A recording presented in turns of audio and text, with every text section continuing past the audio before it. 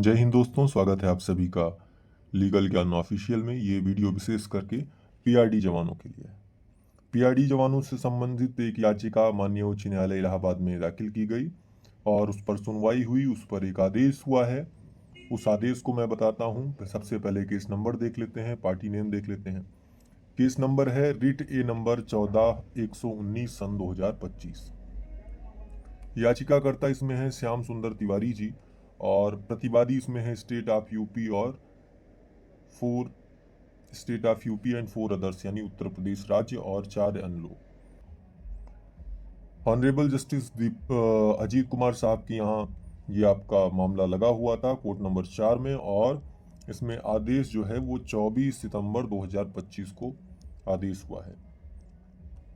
अब पीआरडी जवानों से संबंधित आदेश है तो इसलिए मैंने इसको बताना आप सबको उचित समझा, इसलिए ये बता रहा हूँ। देखिए आदेश क्या है। Heard Shri Deepak Kumar Pal, learned counsel for the petitioner, as well as Shri Rahul Malviya, learned standing counsel representing state respondents, by means of the petition filed under Article 226 of the Constitution. Petitioner has prayed for a writ in the nature of mandamus to command respondent to provide him duty as a PRD volunteer at one. Sri Rahul Malviya, learned standing counsel, submit that now the registration has been done upon the software prepared for the purpose of allotment of duty, and the delay is caused only for that reason. Once the names are uploaded, the volunteers shall be allotted official duty. He submits that petitioner may approach the district level committee headed by the district magistrate in the regard by making a representation, who may consider the same and pass appropriate order strictly in the accordance with law. In the view of above, the petition stand disposed of with the direction that in the event petitioner makes press representation against raising his grievance within a period of 4 weeks from today, along with a certified copy of the order, the same shall be considered as and disposed of in accordance with law within further period of 2 months.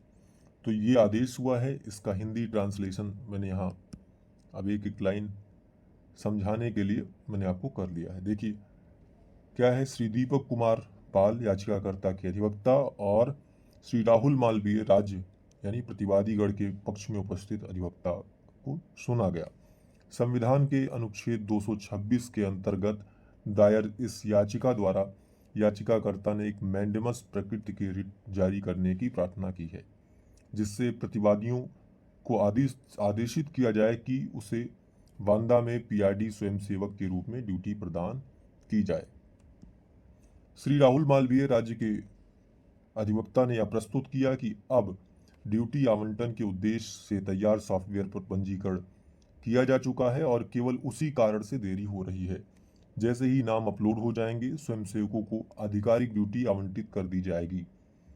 उन्होंने यह भी कहा कि इस संबंध में याचिकाकर्ता जिला मजिस्ट्रेट की अध्यक्षता वाली जिला स्तरीय समिति के समक्ष प्रतिनिधित्व यानी रिप्रेजेंटेशन कर सकता है, जो उस पर विचार कर विधि अनुसार उचित आदेश पारित करेगी।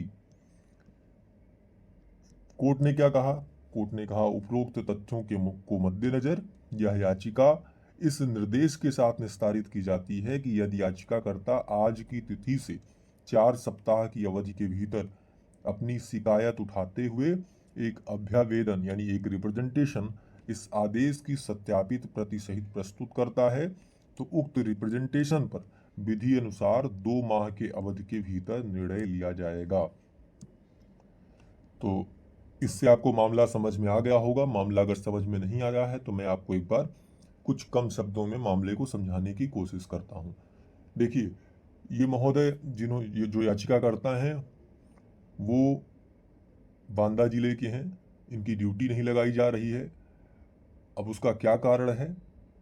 उसका कारण यहाँ पर जो राज्य की तरफ से अधिवक्ता हैं वो बता रहे हैं कि ड्यूटी लगाने के लिए जो सॉफ्टवेयर है उस पर पंजीकरण करवाना पड़ता है और वो पंजीकरण हो गया है।